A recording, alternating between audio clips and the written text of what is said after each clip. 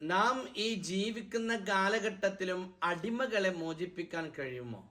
എന്നാൽ ഇസ്മായിൽ സന്തതികളിൽ നിന്നുള്ള 4 അടിമകളെ മോചിപ്പിച്ചവനെ പോലെയാകും.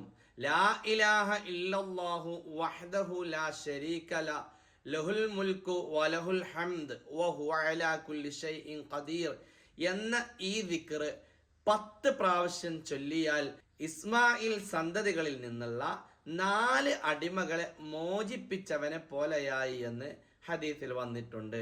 അനി നബി സല്ലല്ലാഹു അലൈഹി വസല്ലം ഖാൽ ലാ ഇലാഹ ഇല്ലല്ലാഹു വഹ്ദഹു ലാ ശരീക ലഹുൽ മുൽക്കു വലഹുൽ ഹംദു വഹുവ അലാ കുല്ലി ഷൈഇൻ ഖദീർ എന്ന ഈ ദിക്ർ 10 മറാത്ത് 10 പ്രാവശ്യം ചൊല്ലിയാൽ കാന കമൻ അഅതക അർബഅത അൻഫുസിൻ മിൻ വുൽദി ഇസ്മായിൽ അലൈഹിസ്സലാം, ഇസ്മായിൽ നബി അലൈഹി സ്വലാത്തു വസ്സലാമിന്റെ സന്താന പരമ്പരകളിൽ നിന്ന് 4 അടിമകളെ മോചിപ്പിച്ചവനെ പോലെയായി